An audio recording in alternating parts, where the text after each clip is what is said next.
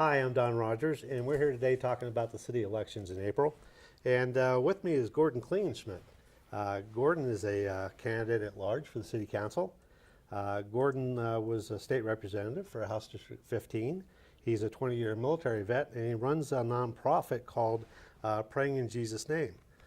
We've known Gordon for several years. Thanks for coming in. Thank you, Don. I'm honored to be here. And yes, I am running for city council. And I have the longest name on the ballot, Gordon Klingenschmitt. If you can't find it, it's the #1 top line ballot. You have to skip over me to vote against me. Please don't do that. Just vote right out of the box. Okay, so you're a busy guy. What makes you want to run for the council? Well, I think living a life of public service is a way for me to fulfill my Lord's command to love thy neighbor. And honestly, I've lived a life of public service. I have served not only 20 years in the military active duty as both an Air Force Academy graduate, Air Force missile officer, and a Navy chaplain, but I've also served my community through my charity, Pray in Jesus' Name, for the past 20 years. We take care of orphans in India, widows in America. I happen to be a chaplain in 3 nursing homes in town. I care about the elderly. And also we broadcast the gospel on a religious TV network. We give away to the poor. Last year we gave free coats to homeless veterans in Colorado Springs. And I've also been married for 27 years to the same beautiful Colorado gal. So as a former legislator, I was twice rated the most conservative state representative from El Paso County. I was elected to the Colorado State House. I served there. And I want to continue my life of community service. I think it's a good way to help people. Okay, so Colorado Springs is a huge town. You know, we like to think of it as a small town sometimes, but it's not. So what do you see the top 2 or 3 issues that you're going to have to deal with as a member of the council? Well, thank you. There are many issues that City Council is already dealing with, and I've been a leader in problem solving in some of these already, even before I'm elected. For example, the 3 or 4 top issues that I see coming up again in these debates, we talk about affordable housing. Why do we have a lack, or we need 26,000 more housing units just to accommodate the people who are already here? We have an energy dilemma. I wouldn't call it a crisis yet, but there are certain, I guess, attacks on affordable energy, and I want to make sure that everybody's utility bills are as low as possible. We have a transportation issue. Why are people paying extra taxes, right? We have the highest tax rate. The city sales tax is now 8.25%. Every time you buy a hamburger, it's 8.25%. Compared to Denver, it's lower taxes, 7.65%. Now, they said when people voted for this, all that money would be going to the roads, but instead we're stuck in traffic behind miles of empty bicycle lanes without a single bicycle in sight many times. So the congestion, the transportation issues, I want to talk about that. And finally, homelessness.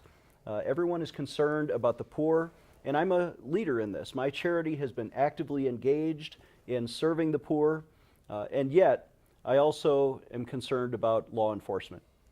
We want to support our police, and whether you're homeless or not, you shouldn't be allowed to break the law and violate people's public safety. I care about that. I'm a compassionate conservative. I care about the poor, but at the same time, we want to make sure that everybody in this town is safe, and I want to address the homeless problem. Okay, you mentioned the energy issue. We have a governor who ran on changing our environmental policies in Colorado. We have a state legislator who introduced legislation yesterday that they're calling the most sweeping in the country to limit oil and gas. With that as a backdrop, I want to talk about the Drake power plant. Drake has been under pressure to close for many years, and it's going to be a topic again. In your view, what should we do with the Drake power plant? Well, thank you. Affordable energy is the backbone of not just civilization, but certainly our community in Colorado Springs. We have options to make it more efficient, and of course I'm a low-tax conservative, so I want to, first of all, I would have voted no on the city council vote to raise everybody's utility bills, right? We cannot make the mistake of going in the direction of Pueblo, Colorado, which prematurely, I'm told, closed 2 power plants and jacked up everybody's utility rates from 11 cents to 14 cents per kilowatt hour they're now paying in Pueblo. Why is that important? Well, did you know Pueblo now has a bigger homeless problem than Colorado Springs? The people down there, if they can't pay their bills, if they can't pay their utility bills, it's a factor. It's not the only factor. But even if you're not driven out of your home by the rising energy costs, the people who live in their home are having to dial down the thermostat and cannot afford to pay those utility bills. And the choices that a single mom with 3 kids has to make: do I pay my light bill, my heating bill, or do I pay for Christmas gifts for my own children? That's a difficult choice that no one should have to make. So I want to continue to support Drake Power Plant because it is providing low-cost energy to the residents of Colorado Springs. Okay, the Drake is going to close eventually.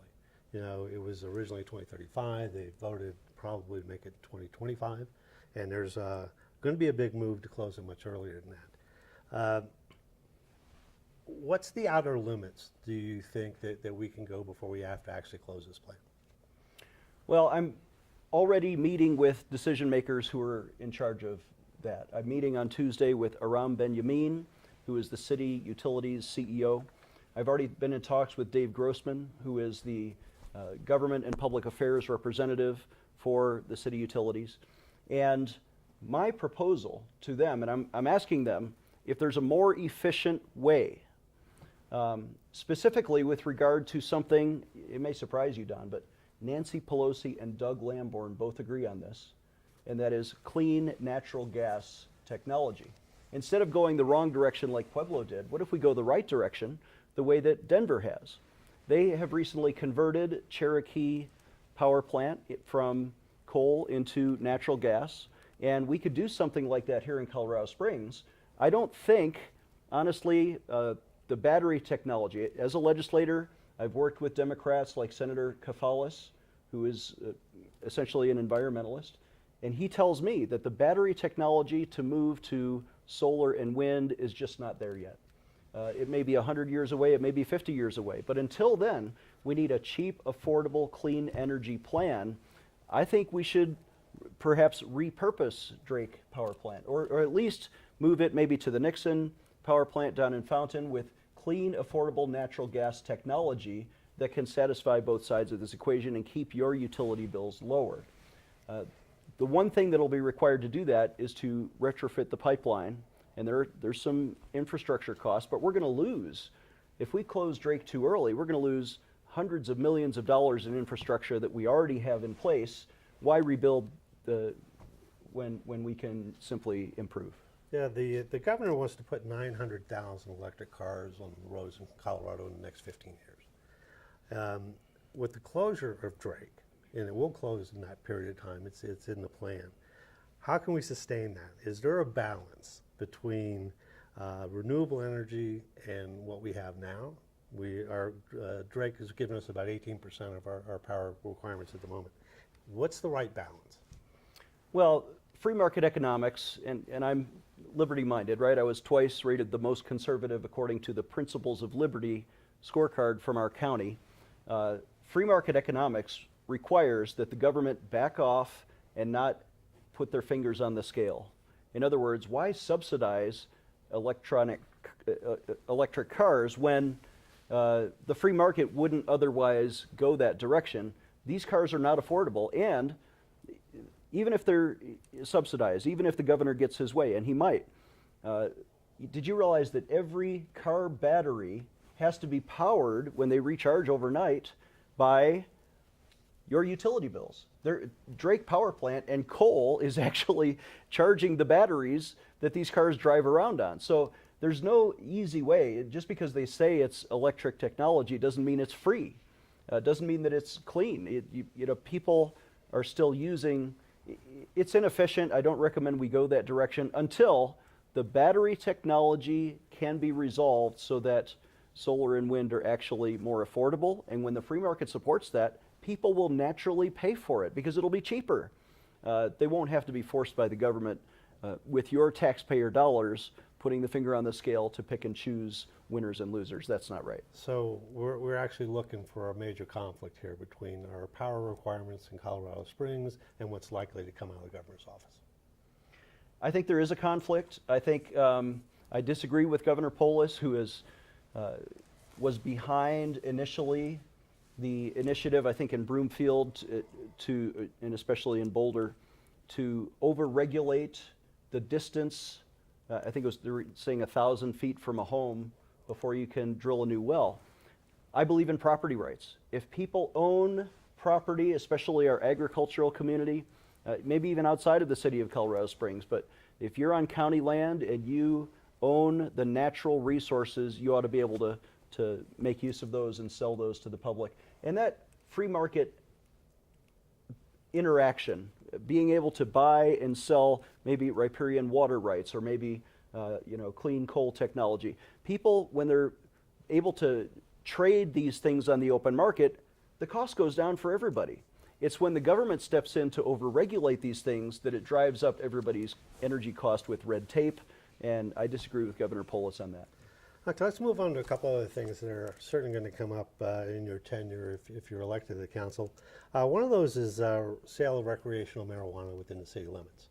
The proponents are saying that we are cutting ourselves out of major tax revenues by not allowing that. What's your stance on that, and how would you articulate it? Well, there was recently a study by the Centennial Institute which showed that for every dollar of tax revenue that is raised, $4.5 of tax revenue go down the social cost in terms of having to provide for and care for the people who are affected negatively by recreational marijuana. And that starts with our high school teenagers. You know, God bless the voters of Colorado. The Constitution, they put it in there, 21 years and older. But we've seen a dramatic rise in illegal teenage use of marijuana, which does affect a young person's mind. My biggest concern is, of course, everyone understands Colorado Springs is unique, and that we have 5 military bases supporting and around the city. I went to the Air Force Academy. I graduated in 1991. I worked for NORAD headquarters in Cheyenne Mountain, in Peterson Air Force Base, in Schriever Air Force Base. As a military veteran, I realize America sends to us their best and brightest young 18 to 22-year-olds, not just to the academy, but the enlisted force. They're highly competent and technologically savvy. When they are getting training in weapon systems, in satellite technology, they cannot afford, in fact, military policy, as you know, prohibits even one puff of a marijuana cigarette, you're out of the service. They kick you out with a less than honorable discharge. So, is it worth it to risk? Fine, you know, some people say there's a tax advantage. What about the tax disadvantage? When the 2-star generals are coming and briefing city council behind closed doors and they're saying, don't bring the recreational pot because it's going to hurt the morale, good order, and discipline of our service members, and it's going to hurt the tax base when Fort Carson has to move soldiers elsewhere so that they're not entangled and destroy their career by giving them a temptation that's, by the way, they can already drive down the road to Manitou. Why do we need to make it so much easier in Colorado Springs? A big issue with us, and one we talked about, and that's the homelessness. Yes. When somebody says we have a homeless issue in Colorado Springs, what does that actually bring to your mind? Well, as a compassionate conservative, I care deeply about the homeless. I've been ministering to the homeless personally as a chaplain, not only in 3 nursing homes, as a former Navy chaplain, but as a street chaplain. I've been downtown to the parks. I remember 20 years ago when I first met under a tree in one of the parks. I forget the park, but I remember the man because he was sitting under a tree and he was shaking literally with alcohol addiction, and it was cold. And he looked me in the eyes, I think his name was Randy, and he told me, this is not a joke.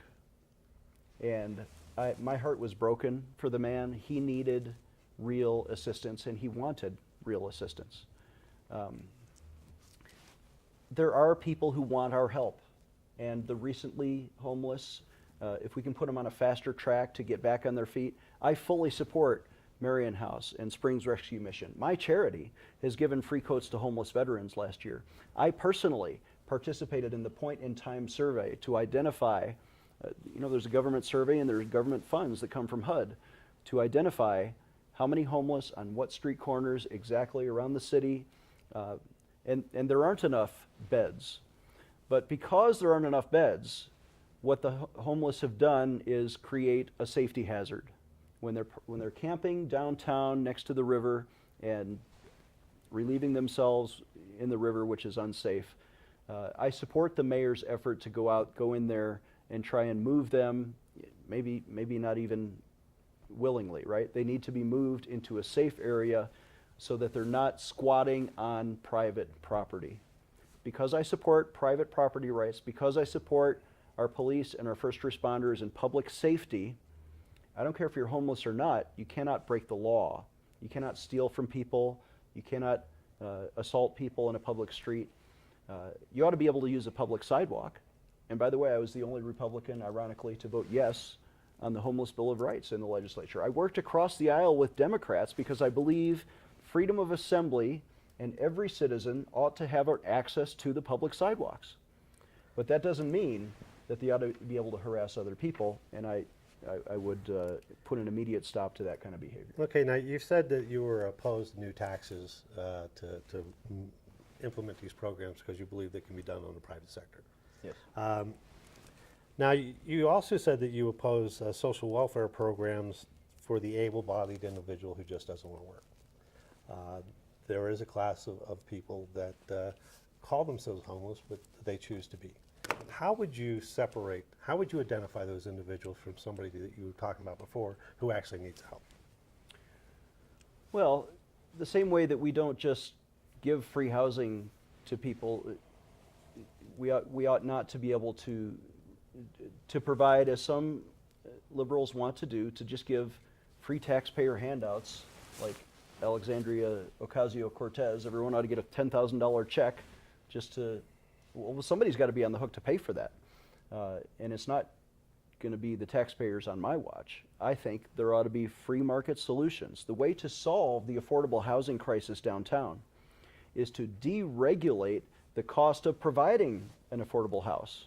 And that's why in the legislature I was strongly in favor. In fact, I brought an amendment to get rid of these frivolous lawsuits against home builders, what they call the construction defects loophole, which creates a vicious triangle between trial lawyers and liberal legislators, and the victims in this case are the people trying to build affordable housing.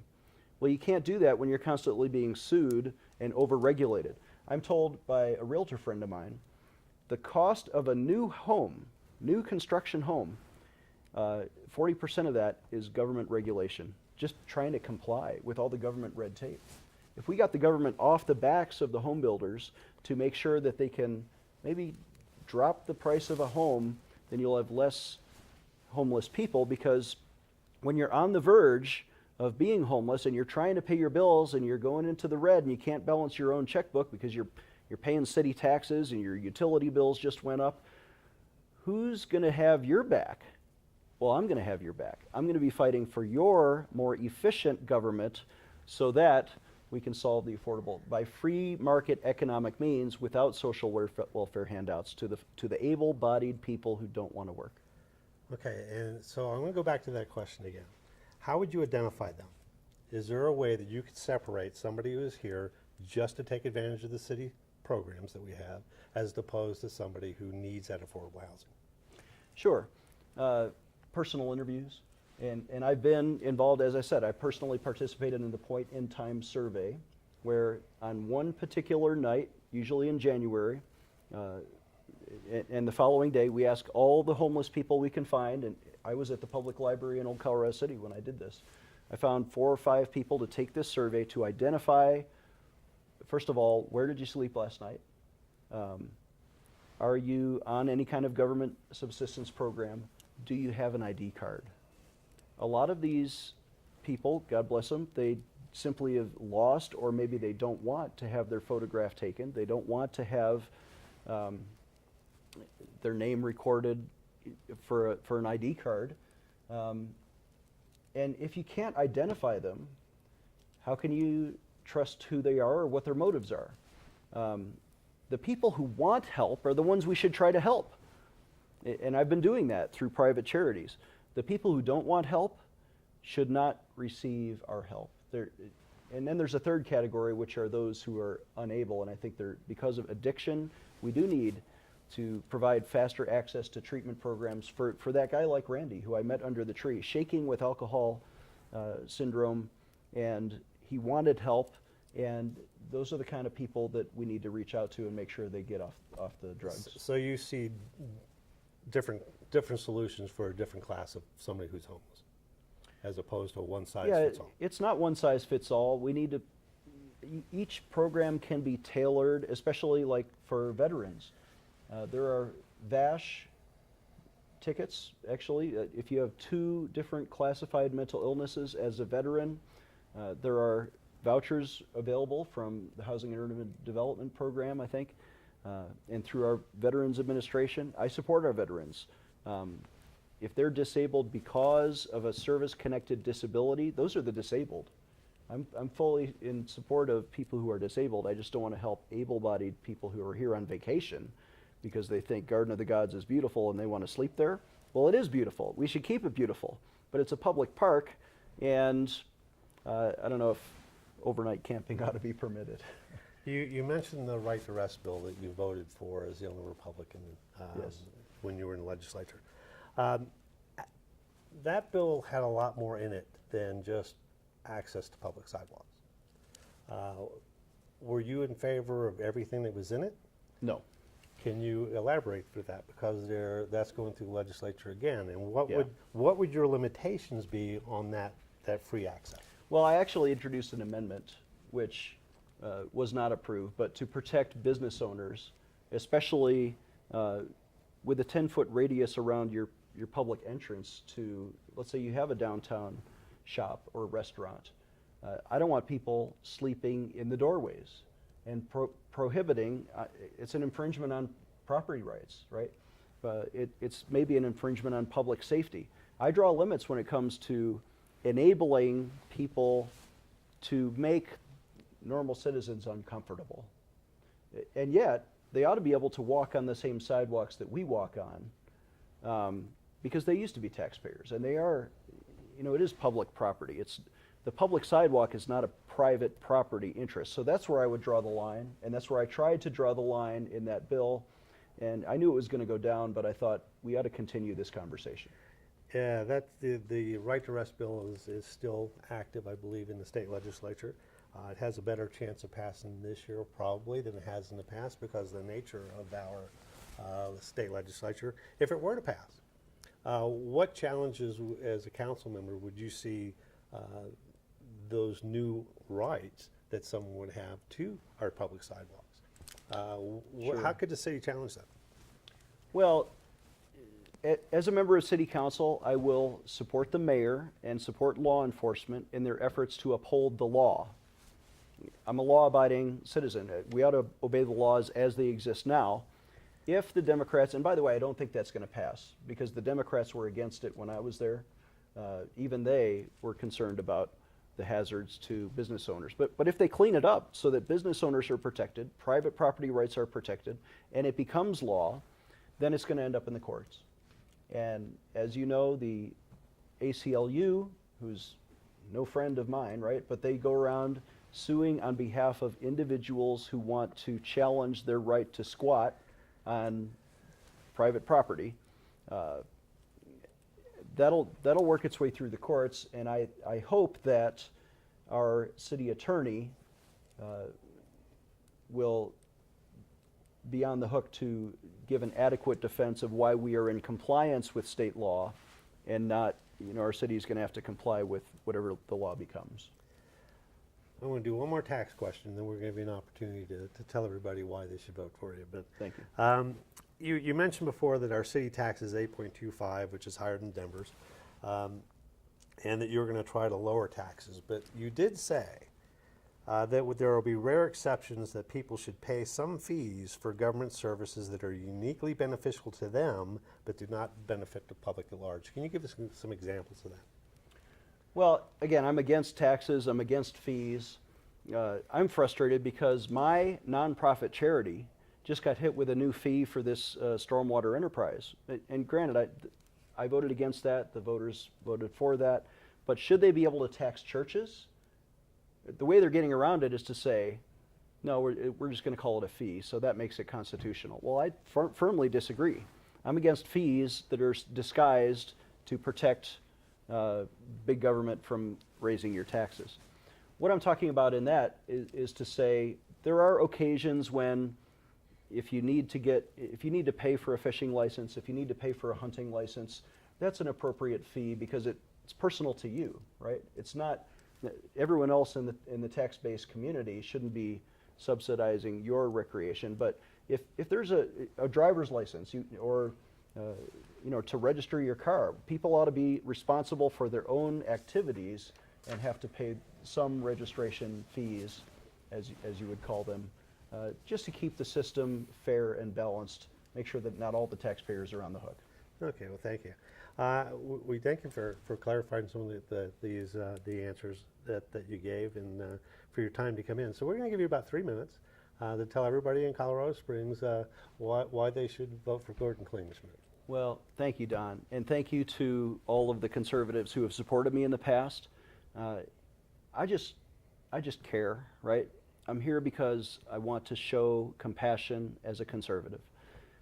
And if you go to my website, gordonforcolorado.com, you will see, 10 different ways that I've been compassionate, 10 different ways that I've been conservative.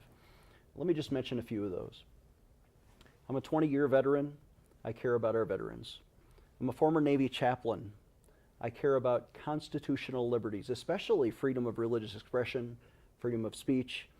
I defended, in fact, I gave up my career defending freedom of speech for chaplains and their right to pray in Jesus' name.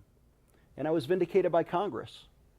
After demanding my own misdemeanor court-martial, God bless the Navy, they overturned the policy because Congress agreed with me and reversed the law. So we won. I've been an activist fighting for your constitutional liberties for the past 15 years. As a 20-year veteran, as an Air Force Academy graduate, I also lead a charity. And we've shown compassion for the poor. As I said, we sponsor 209 orphans in India. We sponsor widows here in America. We pay their light bill, and I serve the elderly as a chaplain in 3 nursing homes. I care about the poor. We also broadcast a national television show. Maybe you've seen PIJN News with Dr. Chaps.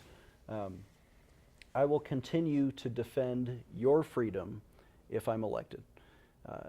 I want to lower your taxes. I was twice rated the most conservative state legislator from El Paso County at the State House, according to principlesofliberty.com/ratings. You can look at my votes. I was also rated a taxpayer champion or guardian by the Colorado Union of Taxpayers.